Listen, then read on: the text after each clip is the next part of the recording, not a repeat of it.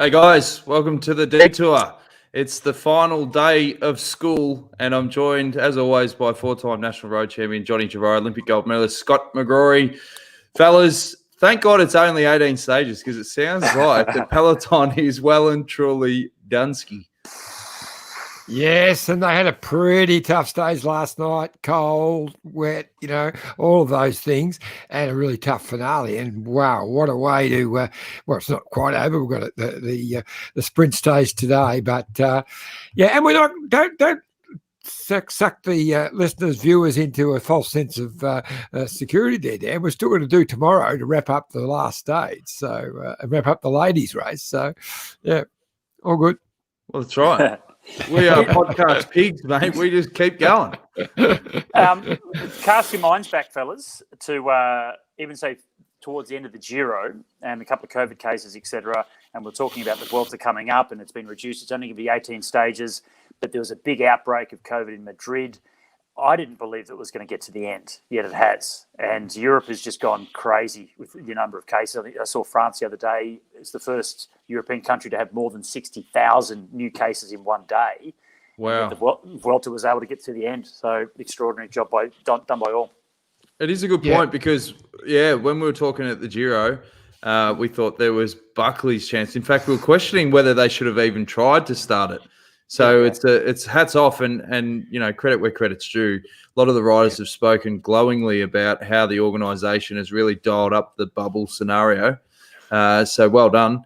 Do you want to talk about the stage? David Gadou, good win for the FDJ boys.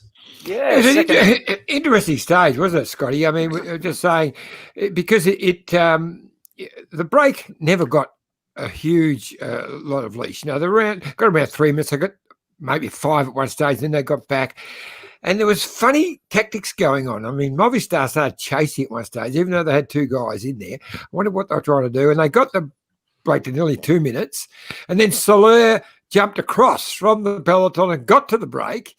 And then when they started going at the front, the bunch finally sat up. I think Movistar stopped chasing then, left it to Jumbo, who had no need to close it. And so the pace eased up a bit. It was a funny old day, a very 34, I think, in the break early on, and a fair bit of firepower in there. Well, it was another day or another stage of Movistar doing something we weren't really sure why they were doing it, which has been the last few years, hasn't it? And we will, I think tonight, I'm not sure if it's tonight or tomorrow, that we will give them our rating for the year. But yeah, it kind of sums up their season, really, is not getting the guys in the break that they wanted, having to chase it down. Was it for a stage win? Was it for Enric Mas for the overall? Who really knew? In the end, it didn't mean anything. And there's been so many races like that Movistar have done things that didn't really mean anything in the end, which is a shame for a team that's so strong and has so much history. Well, it begs the question, they've had these 3-pronged GC approaches and all this sort of stuff. Do they need to go back to basics when they do their sort of end-of-season review? Well, they had a 3-pronged attack. Now they haven't got a 1-pronged attack. Not really. That's not really fair.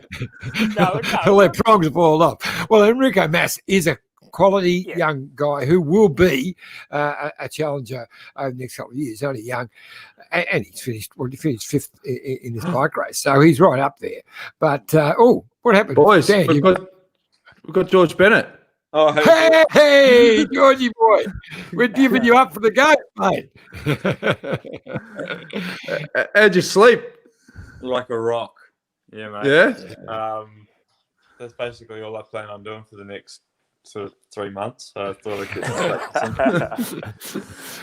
I'd keep a couple of hours for the day awake, George. Other than that, go for it. Yeah. It's a weird thing. Like people sort of like sending in the congrats on the Vuelta and get into a beer or two, and then you have a burger and all that stuff. But you realise like it could all go wrong today. I mean, I remember a story actually about this. Is going off topic, but there's a story of the Yates brothers, Jeremy Yates, this guy in Tour of Southland one year, and they basically had won.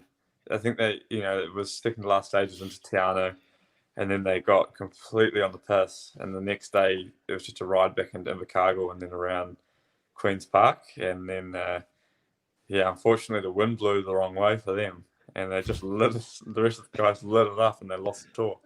Oh, no. So how was yesterday's stage, mate? It looked pretty filthy on TV. What was it like out on the road? Yeah, it was super hard. It was just like, we've had pretty good roads and things like that this year, but they just saved all the terrible stuff for the last day. And just, like 3 or 4 degrees raining in the neutral zone. Then we had 3K neutralized down the hill. So by the time you get to the bottom, you're slightly hypothermic, and then the flag drops, and then it just didn't stop until, the last, like, until you got to the line. It was, huge group, dangerous guys in there. We rode and we controlled it super hard. And then, that caught up with us. And then that meant that me and Sepp weren't there really we were there on the last climb, but we weren't there right in the dying meters because we've been parked in second and third wheel all day, taking a lot of wind. And then it was a panic station for Primoz, but we were super lucky we had Lenny in the break. And man, I was listening to it all on the radio, and I was about 500 meters up to a K behind, so I could sort of see what was happening, but I wasn't really sure because there was sunlight in my eyes, and it was just a nervous last few K. Yeah, well, I tell you what, Hofstede did a bloody great ride. It was almost a kilometre that he did for Primoz, which was so important right at that time because it was just when he needed it. He was left alone, as you said. The others had gone. I think Carthy had just gone again over top of him, and he looked to be really in a bit of trouble. But it was perfect timing. If you've ever done the La Colavita, it's a really exposed climb. And when I did it in 2018, it actually split in the crosswinds up the hill at 9%. So it's so windy, it's so exposed. That was the moment where he could really sort of at least hold the pace of Carapaz, and then Primoz could do the last K absolutely full gas and limit the loss. I mean, we still have 24 seconds to play with, so he probably could have held on, but it would have been even tighter. And it just, you think about 24 seconds and you look back at the race and you go, okay, this is all the times we could have lost 24 seconds. And I mean, Primoz won 4 stages, so that's one of them was a TT, but there's 30 seconds worth of time bonuses in there alone. Yeah, it's been an absolutely brilliant bike race. Yeah. George, as the fans, as one of the fans watching it, it made it more exciting. Obviously, without the dominance on that final climb from your team. So as a fan, it was really good to watch. I'm sure it's a bit different being one of the riders, in the team trying to win. But Dave Brailsford did say to us at the end of the Giro, after winning that with Theo Gegenhardt, that he felt that maybe that's what they should be doing going forward, is just being a bit more interesting, a bit more exciting about the racing. I'm sure you'd go and tell him to piss off from your situation, though, because I'm sure you wanted to dominate that last stage and not make it as exciting for the fans. Yeah, I mean, I'm a racing fan as well, though, and I mean, I also didn't enjoy watching the races when teams suffocated it like Ineos did, and it was Wiggins and Froome, and actually what we're doing now with the Tour. And, I don't necessarily love to race like that, but it's a super effective way. But the thing is, if you're going to race like that, you need 8 really, really good guys, which is hard to do. And we've somehow brought 8 really good guys to the Tour, and then again to the Vuelta, we just had 8 super strong guys. But they were, a lot of us were the same guys from the Tour, and to strangle a race like that. But then like you say, when it falls apart, it didn't fall apart on us yesterday, but we basically had a crazy situation that we all had to control. Then you still need the best guy in the race. And fortunately, over the 3 weeks, as long as having a good team, it's important. But the most important is still having the best guy in the race. And I think when Ineos, if they mix it up a little bit, I think it's only good for the sport, and it's only good for until they can. You can't have 2 teams with super strong trains. I mean, and Tour de Lan was the first big clash this year where we took our A team against their A team, and And basically, when you have two teams trying to ride the front as fast as they can, it just turns into absolute chaos because it's just two TTs or team time trials beside each other, and then you look behind and there's it's just the race is destroyed from 10K into the race, and there's people everywhere, and it's sort of, it kind of means there's not this attacking style, which I quite like, and I mean, it's been fun to be part of the train and everything, and I'm sure I'll spend a lot more time in this climbing train, but I'd also like to go out and do the real attacking style and be in some more sort of freer races for a change, because it's very draining also riding all day in the top 5 wheels. Hey, George, we were talking with Mick Rogers yesterday about, team chemistry and that. How important was it for you guys to, as you said, race together at the Tour de France? You all know each other really well, but also you really want Roglic to win and you really want to ride for this guy. How crucial is that chemistry in your group? Yeah, I was big, man. I mean, I was sitting with Primoz on the bus last night talking about since the Vuelta last year, we were together, and then we did all the stage races together. We did the Tour, we're now here in the Vuelta, we did altitude. I mean, I'm sick of the guy, but it was good to be, I mean, I've never spent as much time in close proximity to a group as I have this group. I mean, we've been on the road all year together, from the minute we were allowed to travel.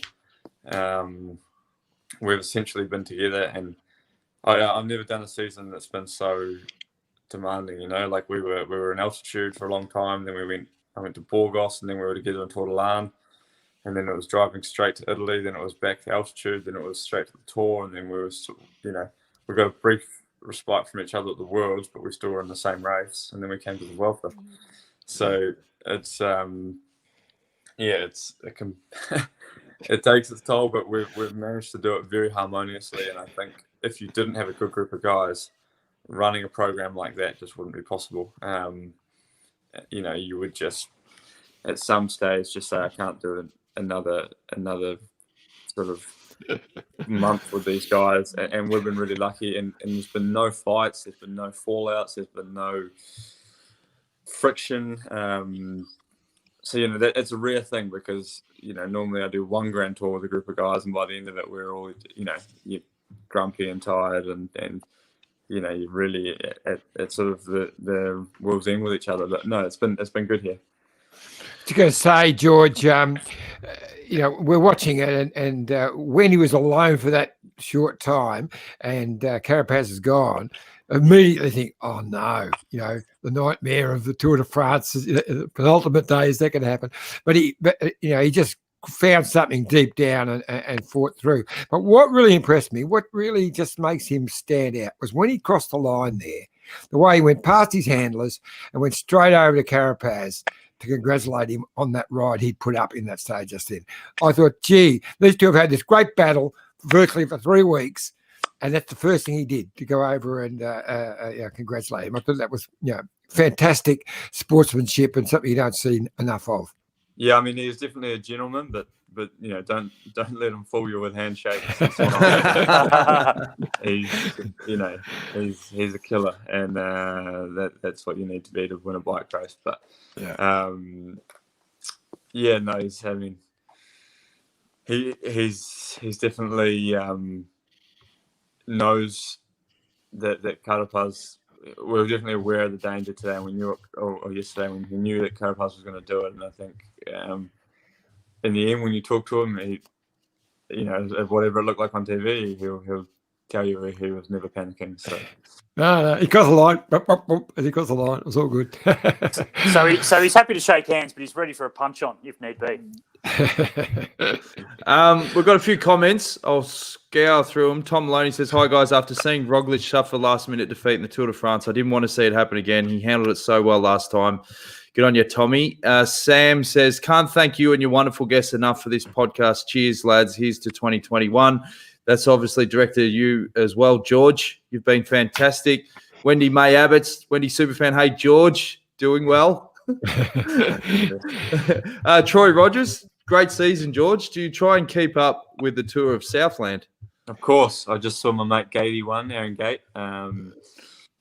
Yeah, so I had a few horses in that race that I was keeping a close eye on, and I was thinking, and back in May this year, I was thinking Tour of Southland was going to be the only bike race we saw this year. So, I keep a good eye on Southland, and I was disappointed to see there wasn't enough snow this year. And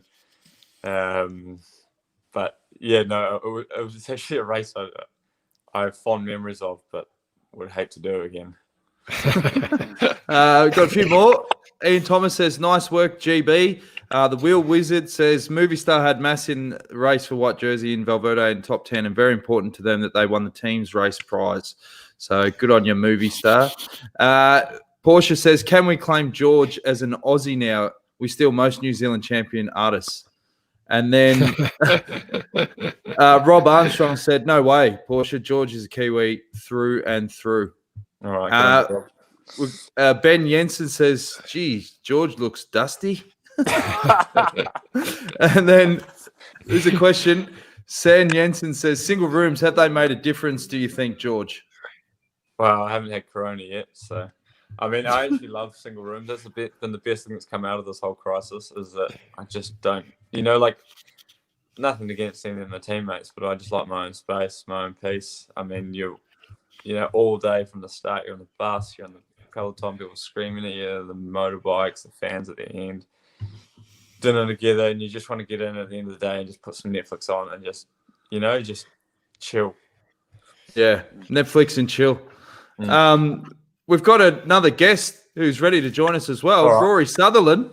Oh, George. George is... You can say, mate. As long as you like, George. We'd love to see you have you stay, mate. Who brought a Kiwi in here? Well, the fans want to claim him as our own, mate. Well, he looks a bit rough, doesn't he? You look a bit rough this morning, mate. Everybody's just saying that. Yeah, I'm ready to go. My Grand Tour starts next week. I think I'm coming to the diesel engines getting started. Should be good for week 4, actually. Hey, are you guys appreciative of the fact that the Vuelta's only running 18 stages this year? Do you think you got another 3 left in you?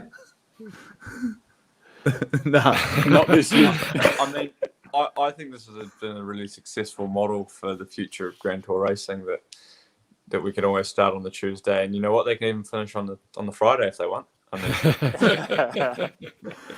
how are your emotions, Rory? Given it's your last time you're going to jump in the saddle, mate, professionally. I think if I was saying to some people yesterday, if yesterday was anything to go by the new way cycling works, then I'm retired. I'm definitely stopping. That's not something I would like to endure for another day in my life. I'm sure it was exciting for all the fans and everyone else, but I'm definitely that was the nail in the coffin, shall we say?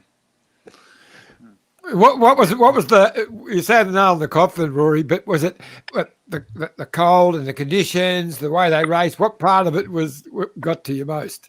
Just seeing George every day in the peloton. Good like that. No, we haven't actually. To be honest, I don't think George and I have talked this entire while, that we haven't had a chance. No, it's been fast, eh? It's been always, and what's also like now racing is like the teams line up on one line, and then it's just, especially in the Vuelta stages, because they're shorter and sharper. Like every day, the power, the average sort of normalized power is higher than the other races you do, because it's just full on racing, and you kind of just line up at the start, and then everyone takes their place, and then until you get dropped. So it's quite strange. It's not a very social race, at least. Well, what's the go with the COVID protocols on the final day? Can you share the champagne around, or is that a big no? I don't know what the rules and regulations are. I don't think the organisation cares now. If we all go home and get COVID, then their job's done, mate. The race happened. Well, that's a good point. I remember we didn't mind Astana winning Grand Tours because they always bought the good stuff. Like, Vino really splashed out, but some of the other teams were a bit on the old tight spectrum. Do you reckon the Dutch might be running a real Dutch protocol? It might be Spew Manti. What about an Israeli team though? Yeah. Oh yeah. Anyway, Yeah. I'm not going to start those politics. boys, Question for for- breakfast. Well, just Alright. before you go, George, just a quick one for both of you. Actually, we were talking about yesterday the fact that normally, as you two haven't spoken hardly on this event, and I've gone back over the 3 Grand Tours this year, and I can only think of 2 stages in the 3 Grand Tours where they rolled along. Every other day has been racing from go to woe every day for 3 Grand Tours. Here it was just one stage when Sam Bennett won, and then to spice things up, we punctured just in the last part of the race, so that was still not particularly easy. So, yeah, I mean, modern cycling, like Rory says. I mean, I'm still 8 years away from stopping, but it's going to be a long 8 years. Good on you, George. Enjoy breakfast, right, mate. Thanks, See you mate. later. Enjoy. Good luck, Cheers, pal. Rory. Enjoy the win, mate. All right, George Bennett. Now it's Congrats. on to Rory Sutherland. As we said, mate, it's been a big career. We had you on the other day and had some fantastic insights. Has it had a chance to sink in, or has it been just such a hard Vuelta that, as you said, you're glad that it's going to be done? It's been brutal. It really has been. I don't know what it was like to watch from home or from wherever anyone was on TV, but I'm sure it was probably a pretty exciting race for the most part. Maybe it looked like it wasn't, but it was. I think a lot of the guys, I guess the elder riders or more experienced riders in the peloton that I've spoken to, we're all under complete agreement. This is one of the hardest Grand Tours that we've ever done. I think you see that last night at the dinner table. We spoke about it. The fact that there's not one stage winner that hasn't already won a Grand Tour stage or is a very high class bike rider. There's no surprises. There's been not one normal breakaway, what you would call normal, where, the guys can take opportunities in some of the smaller teams or riders that don't win much or don't get any chance to do it can jump in a break. There hasn't been one of them, and that's very rare. I think if you look at the every stage win of this entire Vuelta. So in that regards, it's, what Iffy said as well was every single race, I think, since everything started again this year, has just been full on. And why? It could be because of what's happened with COVID and stopping racing, teams not knowing if they're starting or stopping, everything kind of being up in the air for a lot of things. But at the other side, it's just different racing. It's evolved, and I think it bodes well for exciting racing on TV and not so much in the peloton. So I'm more than happy to not be part of that. Well, Rory, I was going to just say, is it time to start changing, the format of some of the Grand Tour races to maybe have a couple more flatter stages, just to make it a little bit easier for the riders? But the sounds of it, everyone's just going to go flat out. There might be crosswinds on those days anyway, so it may not make any difference. But I think at the end of the day, what the sport isn't for us. It's for the spectators. It's competition. It's for people watching on TV, on the internet, following along. And specifically with this year, it's not for the people on the side of the road. So, nobody wants to watch a 3-man breakaway and then the peloton roll along doing nothing and then make it look easy. It's boring.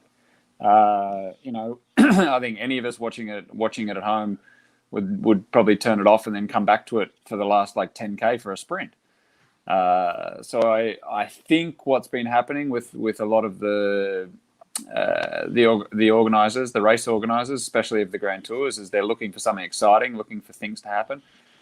They've done it here the last couple of days. What was it on? So yesterday was Saturday, one of the Queen stages. So the day before, the second last day, it's 4,000 meters of climbing up and down all day. And then obviously with inclement weather didn't help. But then the day before that we did, or 2 days before that, we did a 230K stage with 4,000 meters of climbing with no real climbs. And a lot of the riders in the peloton asked me, they're like, so this just seems stupid. And I said, well, it's not stupid for the organizers, because what they're doing is trying to make everyone tired so that when you get to a day like yesterday, cracks start to appear, and that's where you get the real competition. And I think you saw that yesterday with Roglic at the end. It keeps people on the edge of their seats, keeps people engaged to the sport. Look, you know what? You did right, Rory. And I wouldn't be changing much from this year in that you couldn't get three better Grand Tours, three of the best Grand Tours of all time, all one after the other. Probably the Giro could look at cutting a few of those ridiculously long stages and back a fraction. Good luck with Joe Pesci. Yeah. but other than that, why would you tinker with it? It was just delivered three of the best Grand Tours of all time. So fantastic. Yeah. Even though you're pinned and you're over it, who cares? Yeah, I think one of the biggest issues with the Giro is just the long transfers that keep happening year in, year out, which that pisses everybody off. So you could have the longer stages. Maybe the guys actually probably wouldn't mind the long stages if they hadn't had so many hours of transfers in the 2 weeks leading up to it. I just don't think it's needed. I just don't think it's necessary on one side, it is necessary to get, like I said before, to get the peloton tired, to make it more exciting. I think what's happened in the last 20 years of cycling, when you go from the US Postal years and then you go to the Sky and Ineos years, is that it just all becomes so controlled and looks like it's all mundane. It didn't add excitement, I think, to the sport as much as what it has done now. What's actually really interesting now is, especially in this race, is there's all these, if you go back and you actually look through the results, there's guys in there in these breakaway stages and on GC on quite a few stages that you've never even heard of before. And a lot of these young guys are coming from Sunweb. Some of the Mitchelton guys have been up there. A lot of the riders that didn't make the Tour de France, or they're doing their first Grand Tours, and it shows something pretty cool for the future, I think, of these races. I agree. Yeah. We've got a few more questions coming in. Peter Varley says, "What's your thoughts on next year? I can't see the classics going ahead." I didn't see the Vuelta going ahead. I didn't see the Tour getting to the finish. I didn't see the Giro getting ahead. I think, unfortunately, money talks, and TV pays for a lot of things. For Spain and France specifically, these are the biggest sporting events in the country, which is a huge marketing vehicle for the country as a tourist destination, with all the images and time on TV. And specifically speaking about Spain, who's having an incredibly difficult time at the moment with a pretty big recession from lack of tourism dollars, is that actually then this sport, if we can keep it controlled without fans like it has like this Vuelta has done such a good job doing, then they're still getting the advertising out there, which therefore helps tourism, which therefore actually helps the general public in Spain. So I don't think it's like, some races won't survive, I think, but I think the big ones with the big money and governments backing them, I can definitely see the classic happening at Belgium. Belgium doesn't shut down cycling. That's why it's good having you on the show, Rory, because some riders would answer that with, I don't know. Yeah, I know. Flanders did it really well this year. They set it up, no crowds, and it was still a wonderful TV spectacle. And I think that's what they're going to have to go down. The Vuelta's shown it can be done, and they've done it very well. And that will be the template for how I think they will run the major races with the serious pandemic continuing. I think it's how it will go. The Vuelta did a phenomenal job, and that's what we've been talking about as riders here within the riders organization. There's a representative from every team in a chat group that we speak about issues within the peloton and some of these things. And we were really talking about how well the Vuelta has handled the situation of the safety of the riders and the regulations that, whatever regulations the UCI tried to make up last minute, like they always do. But it was an incredible Grand Tour in terms of safety and how they controlled the fans, they controlled people alongside of the road, and got the best racing out of it. So I think it's this was the best template I've seen all year about how it can be done and done effectively. Scooter? Rory, so you mentioned possibly some of the smaller races that may not continue because of they're not being held, they're not going to get their sponsorship dollars, etc. I think perhaps also the third division teams So if the smaller races aren't being run, where the big races, they've got the money to do it, the smaller races aren't being run, that's where the third division teams get to do their events. They haven't had any races at all this year. So I see that little pathway that sits below Pro Conti and World Tour, there might be some big struggles over the next couple of years with those teams. Yeah, and I just had that discussion this morning with just at breakfast. There was one other guy because everyone's still asleep because they're still completely buckled. But there was a chat today. He's renting an apartment in Girona from a team that had rented it from the States. I think the Hincapie Holoesco team, and they basically just put the next year on pause. They basically disbanded the team for a year because they set up the whole system to be able to come to Europe and give the guys an opportunity and try and get forward into the, I guess, Pro Continental team at a lower level. And it just doesn't make sense at the moment. And like you said, unless you're a bigger rider on some of these teams, there's not enough racing to go around 30 riders in the peloton, especially when you need to market the team and get results. You take the best riders there. I really think and I was just actually a couple of days ago speaking with Simon Jones from working within Cycling Australia about the future of who suffers from these problems, and it's not the professionals, it's the guys that have to kind of show themselves in like the Tour de l'Avenir. They don't have a platform anymore. So how do you find the talent and get them racing? You can find talent, you can look at numbers, do all that kind of stuff, but to see whether they can actually race their bikes, there's no way to actually do that anymore. Well, at the moment. Yeah. Well, so the stage winner yesterday, David Gaudu, he won. So it's his second stage win at the Vuelta this year, but he also won the Tour de l'Avenir 2016, I think it was. Mm-hmm. Fourth in that edition was Egan Bernal. Fifth was Jai Hindley, and sixth was Theo Gegenhardt in the 2016 Tour de l'Avenir. Now, l'Avenir wasn't on this year. Yeah. And if that's an ASO run race, so it's a big event. There's a lot of dollars, but that's one of the first races they'll drop if things are getting a bit dodgy. And if it's not on again next year, then that's exactly what you're saying. That's the platform for the Bernals, the Hindleys, the Gegenhardts, and the Gerdus to come through. It's not there. Where they're going to come from? It's very true. That's the difficult. Luckily there's a lot of development teams within all the Sunweb and. Jumbo Visma have development teams. Our team's got a continental team.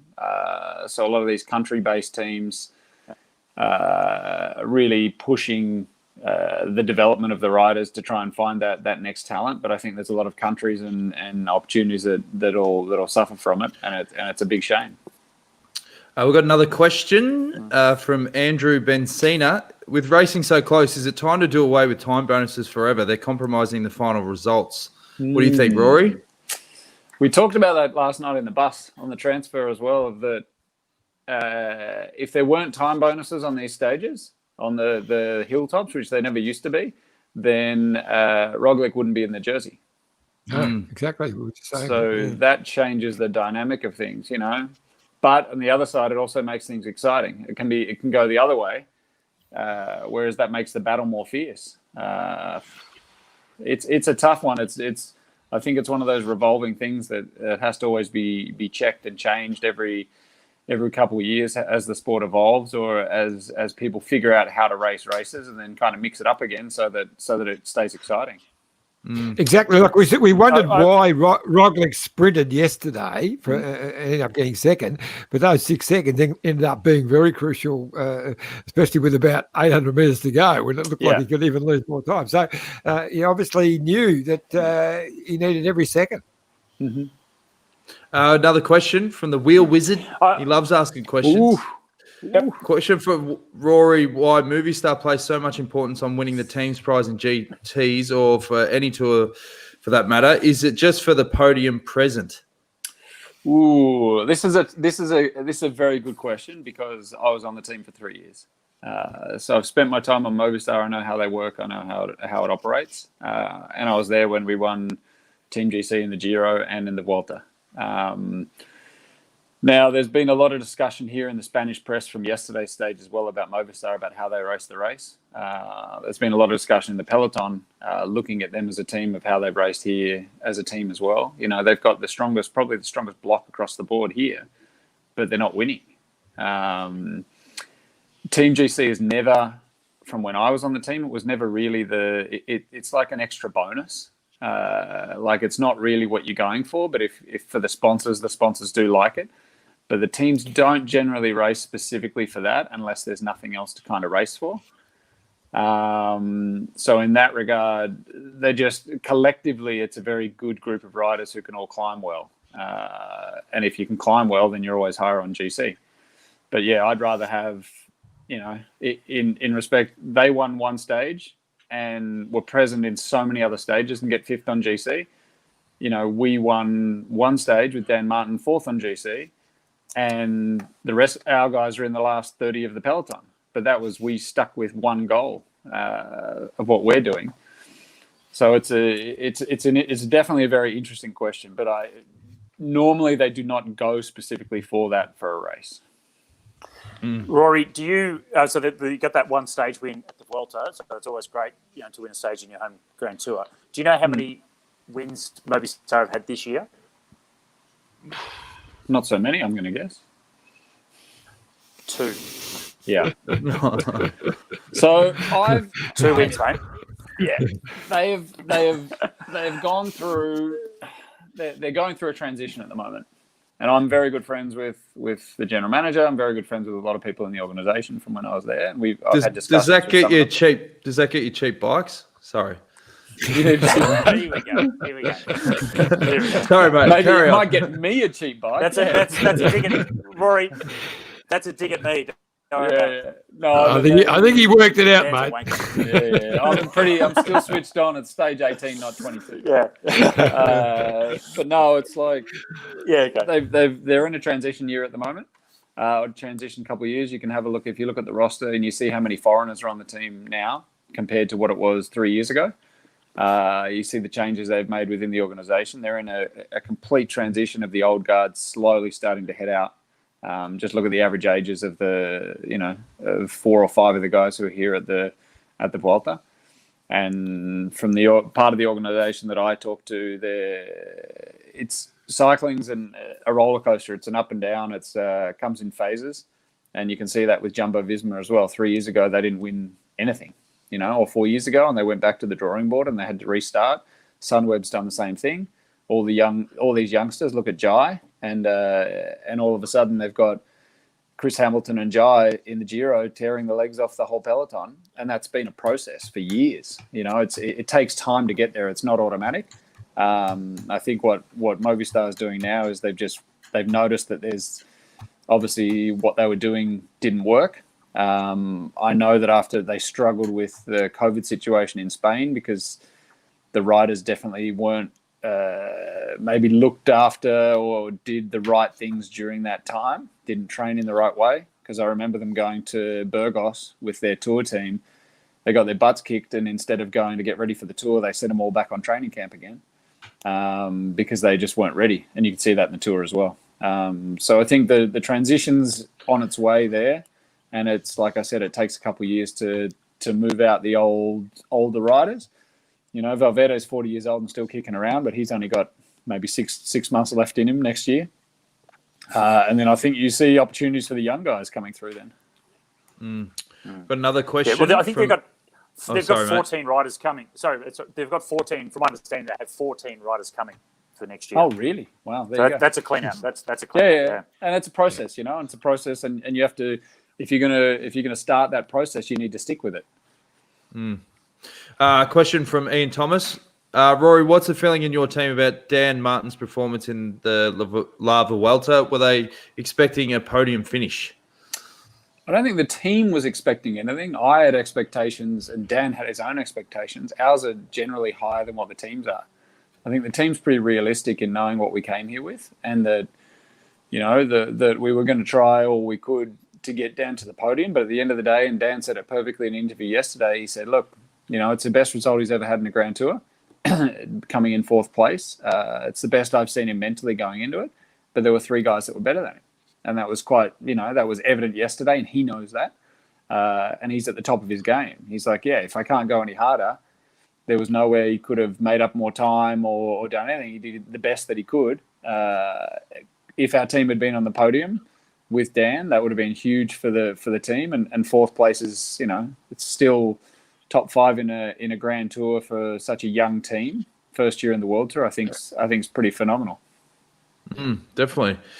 We've got another comment. Stuart McIntosh, is George Hincapie Rory's brother from another mother? Geez, they look like they're separated at birth. Dead ringers. Yeah, it's the beard and I didn't make as much money as him, so I wish I did that. But maybe give me another week and I'll look a bit different. My grey's coming in, my hair's, it's getting a bit crazy here. Didn't look as bad as George though, did I? Not no. George Well, hey, at least you got hair, mate. George Bennett did not look good this morning, boys. No, he looked rough. Rough. I got 3 coffees in me, so who knows? Sally from America wants to know if e-racing was up and running. Bennett. Yeah. If e-racing was up and running, would Rory still retire? We had Michael Rogers talking about e-racing yesterday with his new role as innovation manager at the UCI. That's going to explode. He was talking about a concept of you could literally ride in the Tour de France, potentially, whilst the race is going on. That's got to be something that excites you, mate. Nah. It may not be over yet. Not be over yet. I have no excitement whatsoever. I did Swift during the lockdown period here, and I realised that I was 38 years old, and that's not my thing. There's a couple of very interesting things when you look at the e-racing, the way that it works. There's a couple guys that are there's one guy on our team and the World Tour team here, and there's one guy on the Continental team, an Australian guy, and you can figure out who that is. And they're amazing at e-racing and these Zwift races. Like the numbers they put out and how they do it, it is literally amazing what they do. And some people grab onto that and go, well, this guy can win the Tour, this guy can do anything. And they get in a road race and they're not useless, but they can't produce it. It's not possible. So it's a completely different kettle of fish, to be honest. And I hate it with a passion, to be honest. I don't want to sit in front of a TV screen and ride my bike. Hey, Rory. Oh, well. Us old farts, Rory, we're thinking the same. Wombat Breath, he's a big fan of the show. He says, the only thing I'd change from a spectator's view is to remove any stage over 200K. Do you reckon that's a good call? Yes, as a rider, in theory, in practice, I think if we look at the big picture, you can see that I mentioned it earlier that if you want exciting racing in a Grand Tour, there needs to be cracks in the armours of teams, and there need to be cracks in the armours of certain riders having a bad day or a good day because they're tired. And that's when you see the differences and changes happen in GC, and that's what you saw at the Tour de France. That's why it was so damn exciting at the end. If you don't have the long stages, then you don't have that. That's the problem. So as much as I hate doing it as a rider, I'd rather every stage be 120K. There is a purpose to it, and I think that's something that you can't, even though it's not as good to view, but it's not thinking about that day. Think about the process further down the road. Looking into your crystal ball, mate, you're right, mate. I was just going to say, add to that. It's for that reason. It's just the same reason that the classics are 250, 260 or Milan San Remo longer, because a lot of riders at that level are good to 180 or 200 Ks, but it's a different breed that can keep going at that pace into the the 250s and 260s. Is that correct? Sure. Yeah, no, spot on. That's exactly the thing. And the same in, like I said, in the Grand Tour, you could have a 3,000 meter climbing day yesterday, and you could have a result, but the difference between a 4,000 meter or a 3,000 meter of climbing, vertical climbing, that changes the race towards the finish. It changes how the race is actually raced within it, about where efforts are used, and it also changes the result in the end, because you see a lot of people can hold it and maintain it to that level, but then you get the real cream of the crop above that. I was just going to say, look into your crystal ball, everything you've seen about this young developing team at Israel. What are you expecting next year to hold for those guys? I think it's going to be another continued transition. I think the team after the tour this year, kind of like a race organizer's COVID situation. Every time you do a race, you do the organization does things. You can see what was done poorly or things that you can improve on before. And I think that's the benefit here is they actually do look at it and analyse it and see what they can improve on. The Tour was not great for the team. The Giro was better. And then the Vuelta was even better. I think the transition next year with another big crop of riders coming in, that always mixes things up in a team. But the guys that are coming in are experienced, seasoned professionals. They know what they're doing. They're pretty consistently good all year long. Take an Impey, for example. He's always good. You know what you get from him. And what I've seen, honestly, I think the big question everyone always has now is about Chris Froome, about where he's going to be next year, condition-wise. But, I've been with him in the group a few times in this race, dropped, not in the front. And he's really... I actually, after yesterday, I saw his improvement the entire race. Like, every day he's getting a little bit better. He's still got that fire in his belly to do it. And I think with this race is really going to springboard him to get back to the level that he was at, and the motivation after such an accident. So, like I said, while it's going to be a transition in 2021, I think for this team, I think there's big things slowly coming, and it'll be cool to see what Chris can do. I've got another question, John. Alan Bailey says, there's an over 40 rider myself here in the UK. What has Rory found to be the big changes to how he races as he got older? It's a tough one because the sport has evolved so much at the same time. I think the big changes I've seen through the last 10 years for myself is to always change kind of training a little bit, to keep mixing things up. And I never listened to when everyone said, "Oh, the older you get, you stop being able to sprint as well. Your snappy power disappears. Your body changes. You can't do things like you used to." And I was like, "Yeah, whatever. I'll be fine."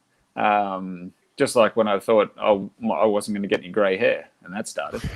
And so always adapting and always, I think, looking at different ways to improve and changing things, changing methods, not getting stuck in the same way of doing things. I think that has been probably the biggest thing that's helped me to make it to where I am now. Well, you should be very proud, mate. Very proud. Anything you want to add, boys, before we let Rory get underway for the final lap? Yep. What are the plans for next week? What are your plans next for next week, mate? Oh, mate, I'm back to the family, mate. My wife asked me what my plans were, and I was like, well, I don't really have any, to be honest. So we'll figure out something else to do. So no, I just want to, it's always tough finishing a Grand Tour and then going so hard for so long, and your body being in such a system, and then you just press stop and your body kind of shuts down. But no, I'm really looking forward to getting back to the family and spending time with them, taking the kids to school and giving my wife a bit of a break. And then I got a few projects that are actually starting tomorrow. Are you still involved with the cafes, mate?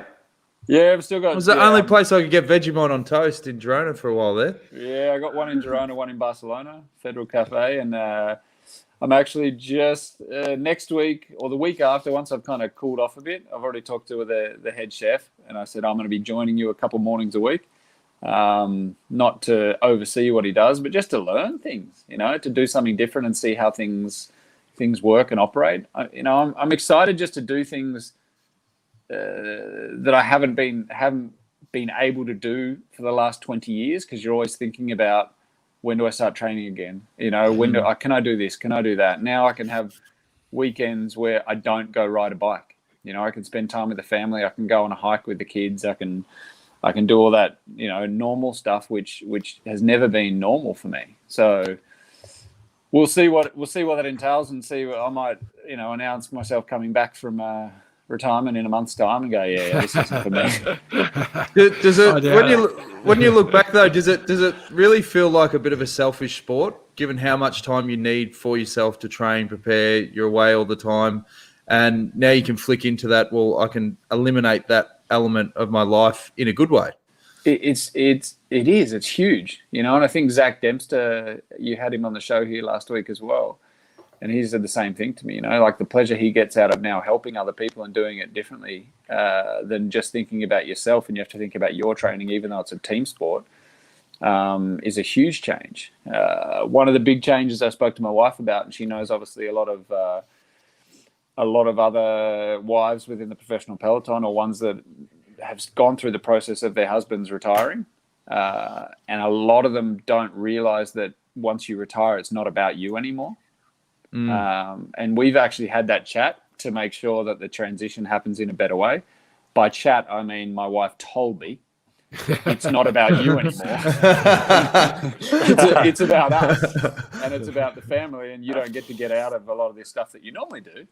Yeah. But I'm excited. I'm ready for that, and I'm if I wasn't ready to retire, it's a completely different story. But it's I've loved it, and I'm excited to finish today in Madrid, and I'm very happy to start the next chapter. I've got nothing else that I can or want to do within being a racer, and I don't enjoy it the way that I used to, and that's a really good point to get to. That there's no regrets. There's nothing to let that I'm walking away from.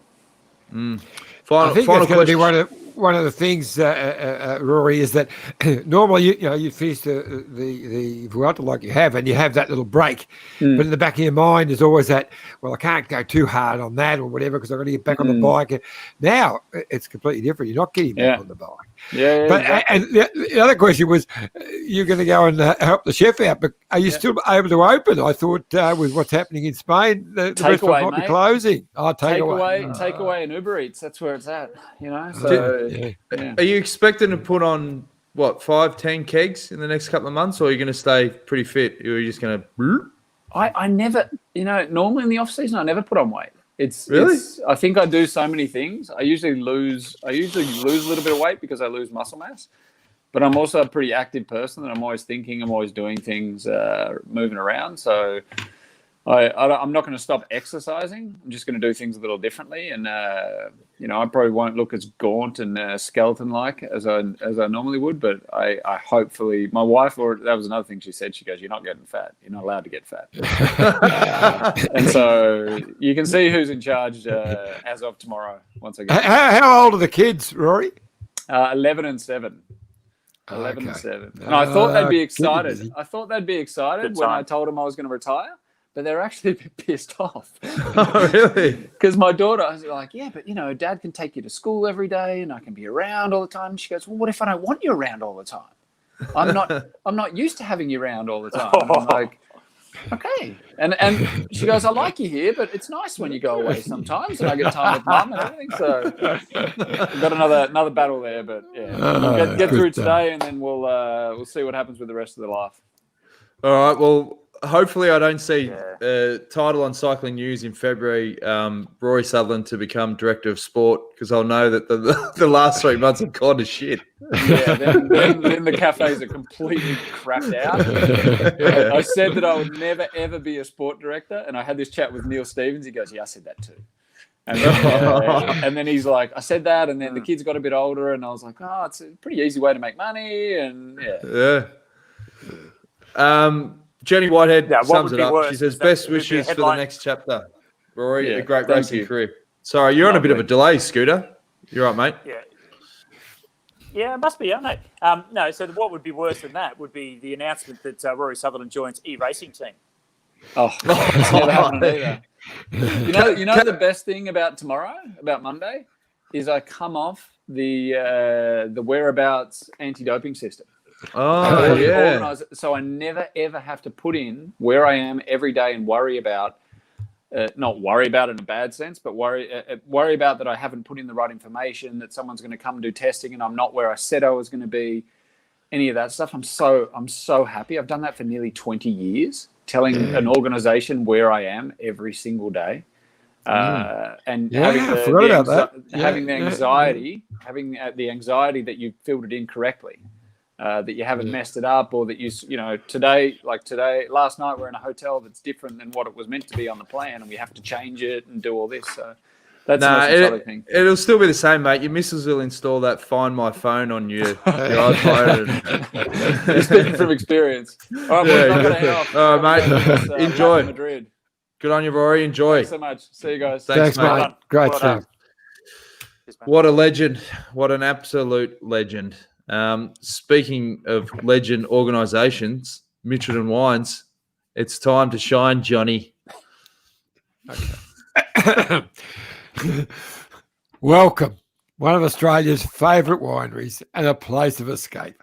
Experience the history, the beauty and the serenity of the beautiful Goulburn Valley at your own pace. Looking over the vineyards from the iconic tower, staying at the new hotel, relaxing by that beautiful pool, recharging in the day spa like that glorious couple there, exploring the sensational menu at the Muse, stopping by the Providor, touring their cellars, and of course, tasting their signature wines. It has become the most popular venue for weddings and major functions. Look at the happy couple and the almost happy couple. And well, they could be. And downstairs in the Aboriginal Art Gallery, which is world class, you will just be amazed at the amount of amazing Aboriginal art in there. And of course, there's the amazing $10,000 Land Cruiser with the $1.6 million paint job. So there you go.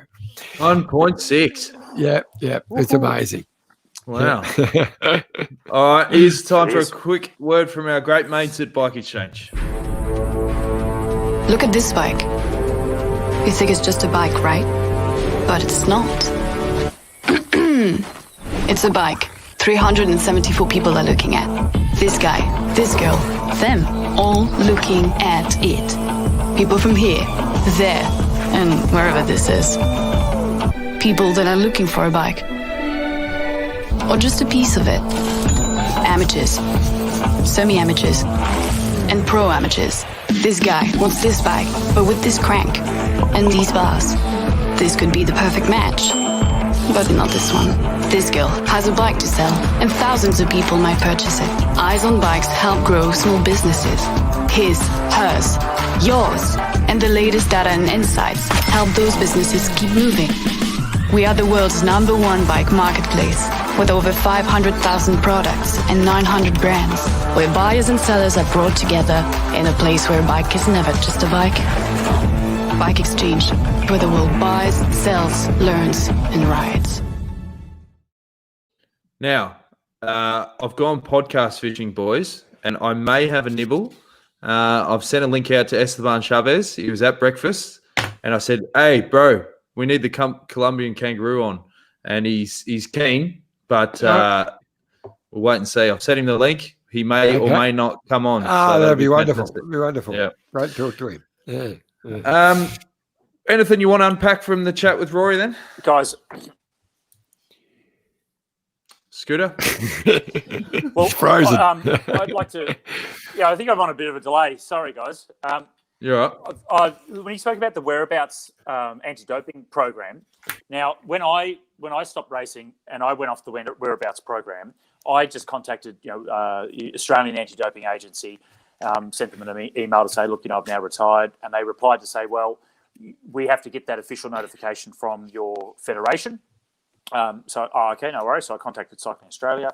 I got them to then contact Australian Anti-Doping Agency, and then, as far as I knew, it was all sorted. So I was CC'd in it, so I knew that they got it. And as far as I knew, I was off the whereabouts system. And then about 2 and a bit months later, I got a notification from ASADA, the Australian Anti-Doping Agency, to say that my 3-monthly whereabouts update is due, and I'll be I'll get an issue if I don't actually hurry up and actually send that through to them. So I contacted them and say, hang on a minute, no, I've already gone through the processes of actually going into retirement. So, and they said that they'd been notified by Cycling Australia. We got to the bottom of it, but they hadn't taken me off the list. So in that time, from when I had stopped and they had been notified, at any time I could have been on holiday somewhere and they could have turned up to my door, and I would have got a strike against my name for not being available for an anti-doping process. So I I ripped into them. I sent them an email saying, look, us as athletes, we have to be 100% correct with our whereabouts.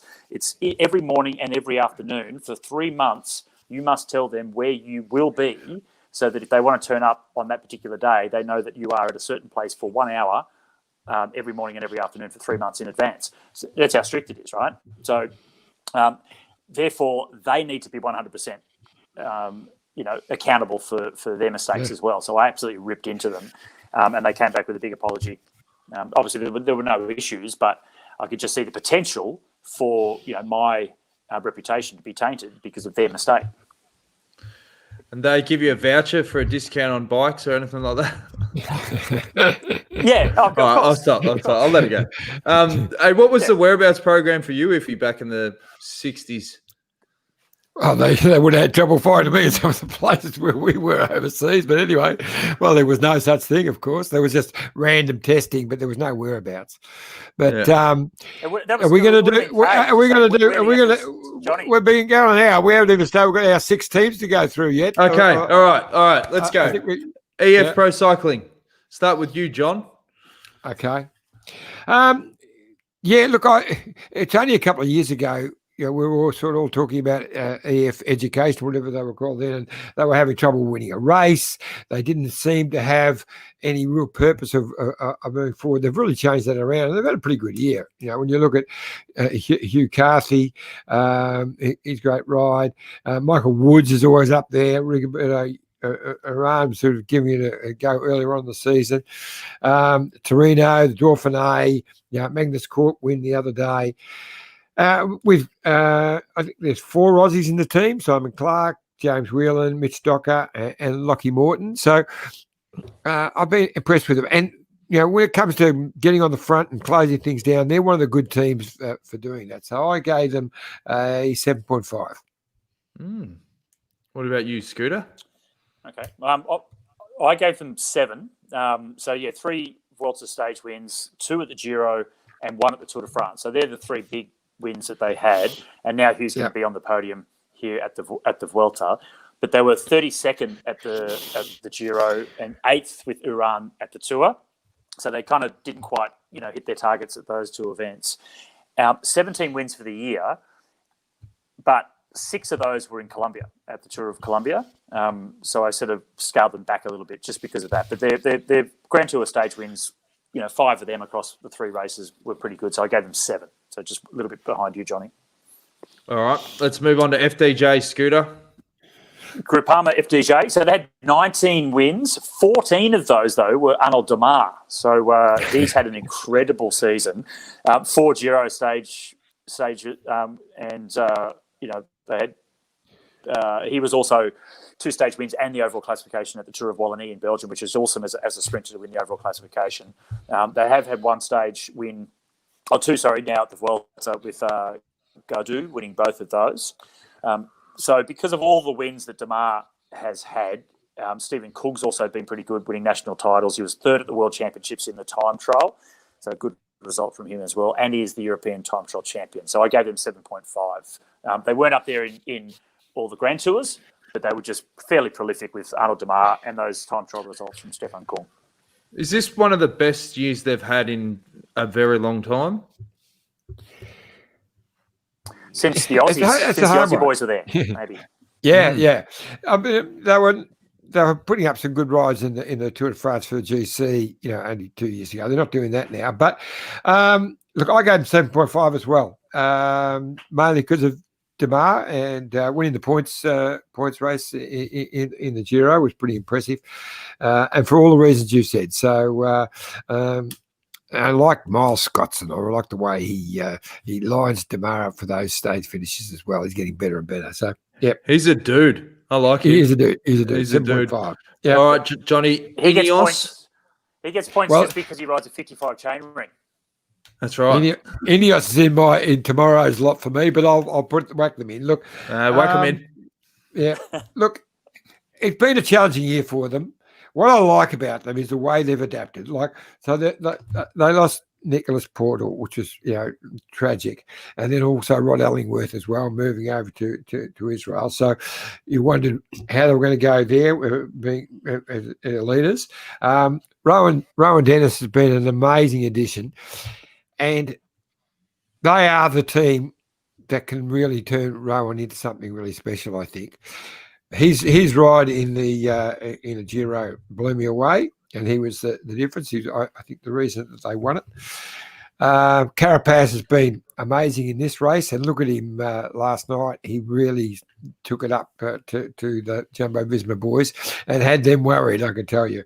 So because of that, and the way they've been able to adapt, I've given them, I was locked between an 8 and 8.5. I've actually gone 8.5.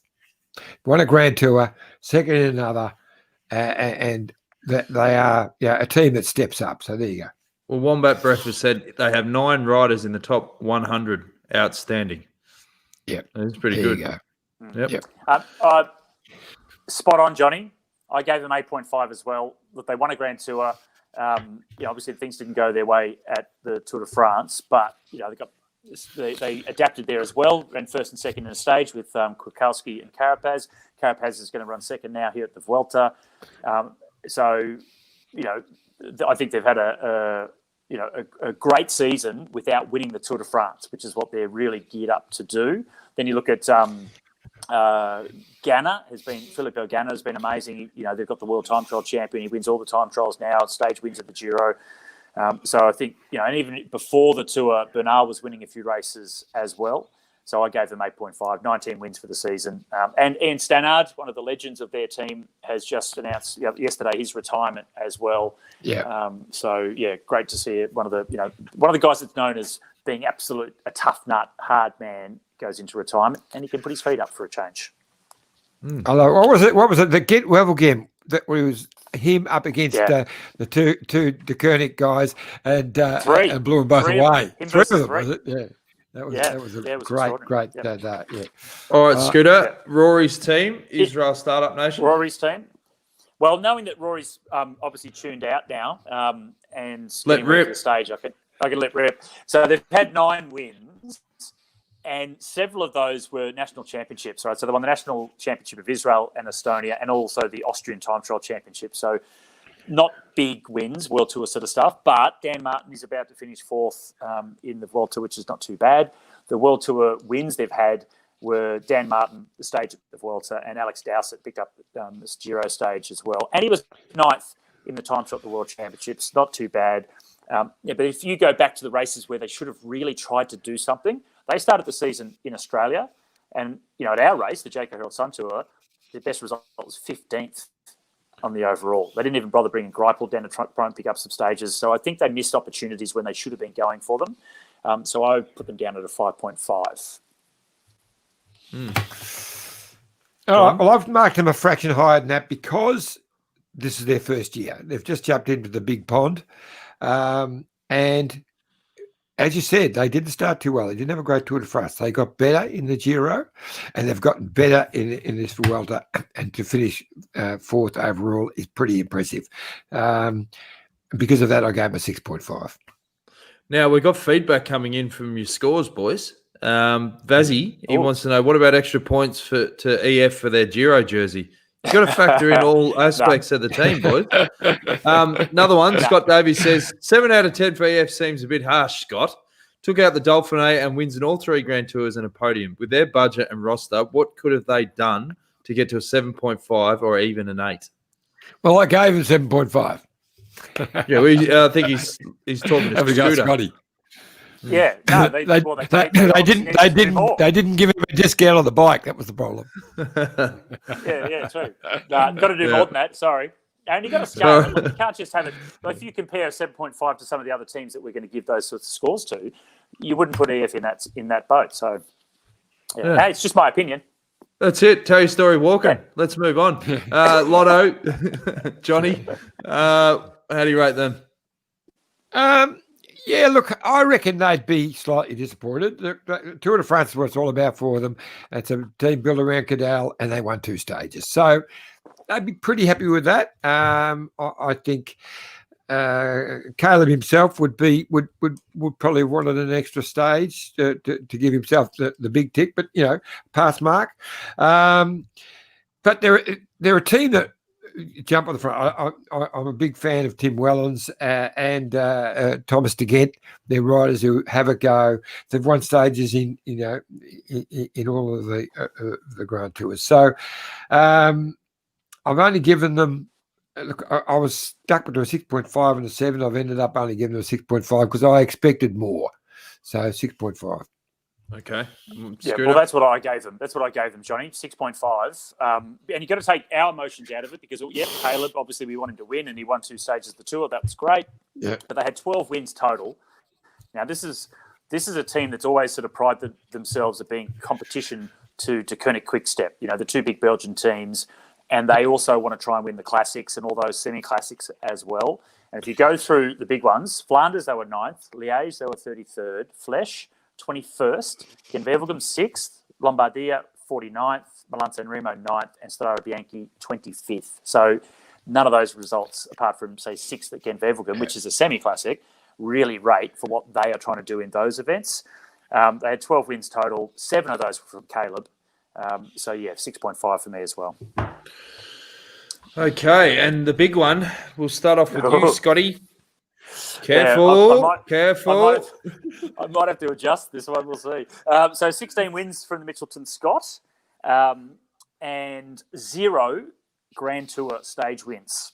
So that's a big one, right? That's what they're all trying to chase. And, the last couple of years they were going for GC, then they were going to go for stages, and they didn't get any Grand Tour stage wins this year. Simon Yates did win Torino Adriatico, which was an awesome result with a couple of stage wins with him and also Lucas Hamilton, so another emerging talent. And Adam Yates won the UAE Tour overall as well. Dion Smith, reasonable results in the classics with the 6th at Milan-San Remo and 7th at Strade Bianchi with Brett Bookwalter. And Jack Haig started the season well. So Richard Del Sol finished 2nd overall. Won a stage as well, and he was 2nd behind Pogacar in Valencia, Tour of Valencia. So not bad results, but they just didn't get the World Tour wins that they were really looking for. So I've given him 6.5.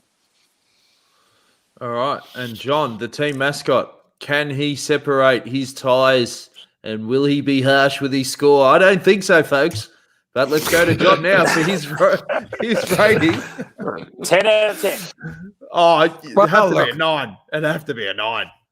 It's our Aussie team, Aussie DNA. We've got 10 Aussies in there. But you're spot on, Scotty. They didn't get a Grand Tour stage win. Although we've got to be fair, they were 4 or 5 days in the yellow jersey Tour de France. That changed their focus a little bit, so they stuck into that and probably cost them a chance to win a stage because they were busy defending that yellow jersey. And we'll never know what they're going to do in the Giro because they went in there with equal favourite with Simon, and COVID, ended up throwing them out of the bike race. So I think they were in there. Lucas would have knocked on the door for a podium spot, I believe, if they hadn't been able to, if they continued on. He's in really good form, so we'll never know. But I've given him a 6.5 as well. So there you go. Okay. Oh, good. We're on the same line. So now this is where we debated what the next one was. So I've got Movistar. This is our 6th one, isn't it? I think. 1, 2, 3, 4, 5. Well, we've already done them. Yeah. I've done Movistar because, but they're an easy one to do. We can knock them out of the way. I mean, do them now. I don't have a photo for them, but finish it off. End this. Seriously, there were 2 wins for the year. Okay. They're 3-pronged attack down to a no-pronged attack. Mass is quality, but he's going to finish 5th in the Vuelta. That's it. They are strong when they go, as Rory just said. They've got a team of engines there, but they're confused on what they're doing. So I gave them a 4. Ooh. Okay. Oh, that's harsh. So I gave them a 5 only, and I actually did. I gave them a 4.5 to start with, and I went to 5 simply because I look at the things like Rory said, the team's classification, the teams don't look at that, but yet this team does win it all the time. So whatever, they get to finish on the podium. I know it's like that. But Enric Mas, 5th in both the Tour de France and the Vuelta. So one of those results is okay. That's not too bad. It shows that he does have the potential. Not too bad to run top 5. And Marc Soler picked up stage win at the Vuelta as well. But they have only had 2 wins for the year, so it was pretty poor. I gave them a 5. Bit of a sympathy vote there to Valverde running 8th at the World Championships. Not too bad for an old fella at the age of 40. NTT, I'll go straight into NTT. 8 wins for NTT. Struggle, obviously, to find a sponsor. We're doing the rest of them tomorrow, mate. We'll do them. Let them go. All right. Yeah, do the rest. We'll finish it off tomorrow. Yeah. Okay. Yeah, we just wanted to rip the Movistar Band-Aid off. All right, boys. Who's your prediction for the final stage, 18 of the Vuelta? I don't even know who's still in the race, mate, in terms of the sprinters. I'll tell you who's going to win. Magnus Cort. Oh, okay. Yep. He won the final stage in 2016. Very much a confidence Have you got any odds? You got any betting sheet on that? Geez, you put me on the spot, John. I'll find out the odds. You keep talking. Yeah, all right. You Sam keep Bennett. talking. Sam Bennett? And what we didn't mention was the women's race. So the women's race, Lisa Brennauer won overall last year, and she won the time trial last night.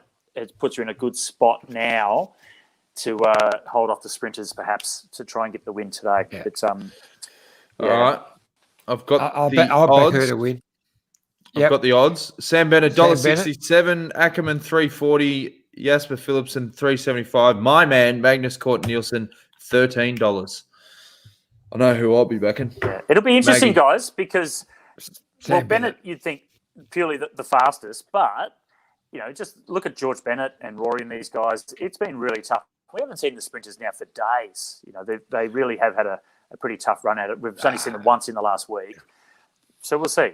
I think Bennett's the favourite for sure. De Koenig will line it out and Bennett will win. Now, we had a question for you, Scotty. What's the story on the jerseys behind you tonight, Scott? That's from Ian Tom. I've gone...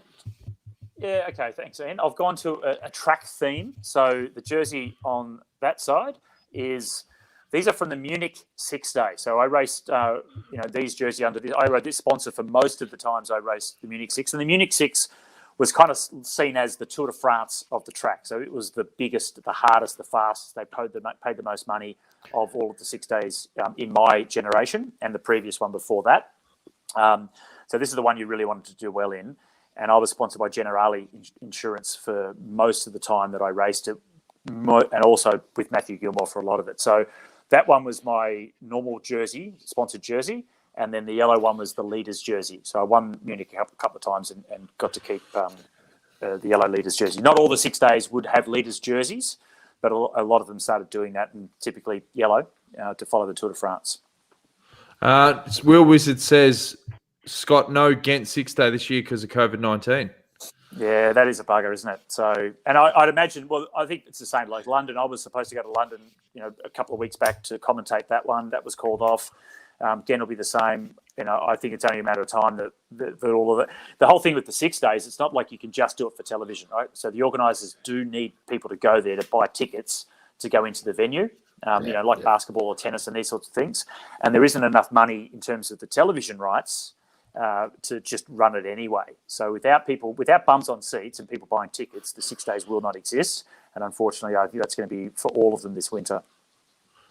We've had a few questions about what the hell we're doing moving forward. Warwick Norman says, so what's next for the Detour podcast, guys? John, you're the captain of the ship. What are we going to do? Well, we'll definitely do it tomorrow night. So we'll wrap up the final stage of the ladies and the guys, and then we'll come up with a format. So our plan is to we'll keep doing Detour podcasts as long as there's something to talk about.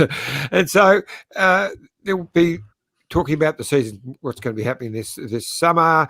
We'll probably be doing at least one a week anyway. We'll chat to Shuey. Yeah, we've got Stewie coming up to talk the Australian Summer of Cycling in a few days. I'm still working on Eddie Merckx, so we're hoping we'll get Eddie Merckx. That'll be Eddie soon. Adam Hansen we've got coming up. Hopefully even tomorrow night. That would be wonderful to talk with Adam. He's such a legend of a guy. So look, we'll keep you. We'll get out there with a program at least one a week, and sometimes with an extra one thrown in. Best thing to do is follow us on Twitter, YouTube, Facebook. Turn on notifications so that when we do go live, it'll go bing, Detours live, and you go, oh, geez, drop everything that I'm doing. How do I do that? What do you mean? How do you do that? Google it, Johnny. How to turn on notifications? Because you'll be on. Oh, okay. More support. Warren Gisbert says, thanks, guys, for the best cycling shows of 2020. I've had a few other comments. Our great friend Jenny Whitehead says, Dan, if he's got and all the guests, oh, geez, I don't know, 60-something? Dan, if he's Scott and all the guests who have made this such a great nightly viewing, you have been a saviour through Melbourne's lockdown. Really entertaining and informative. Thank you. May the detour continue on in 2021. Chapeau. Good on you, Jenny. And Wombat Breath, by the way, SBS coverage of the women starts in 7 minutes. So that's good to see. And Wendy said, wouldn't miss it, guys. So good on you. All right. I think that's a wrap. Esteban Chavez, he's let me down. The Colombian kangaroo. He's still at breakfast, probably. We'll get him on tomorrow. Yep. He took his rest day. Get him on. Well, we can't do that running joke where we're like, we've got Dave Brailsford on tomorrow. That lasted for a good 2 or 3 weeks, and you pulled it off. So it's a good omen. All right. I don't have Luke Rowe? I don't have Rowie. Hey, I took it off. Luke Rowe. We need Luke Rowe. We've got to get him. We'll have to get him. All right, we will get him. In fact, submit to us who you want us to get, because there's only ever 2 degrees of separation in the cycling peloton. You message one guy, he'll get the number. So, I'll tell you who I also want to talk to, and he'll be a lot of fun. I think he trusts us enough to come on. Rowan Dennis. I thought you were going to say Lance Armstrong. No. I don't think we're getting. We've had a note back from George Hincapie and Christian van der Velde. They're going to be coming on sometime in the next week. That'd be great. Oh, really? You didn't tell me that. Yeah. Oh, did I forget? It's a dementia, mate. It happens all the time. Oh, not big names at all. No worries. Can we get Lance and Tyler Hamilton on the same show? Yeah, that'd be great. Yeah. We'll do a new segment instead of the Detour DeLorean. It'll be settle the score. All right. Yeah. All right. Well, we'll see you. We'll see you at 7:30 tomorrow night, Australian Eastern Standard Time. We don't know who we're going to have as a guest, but we will have someone guaranteed. Subscribe, tell your friends, turn on your notifications, and we will be back in 24 hours' time. See you then.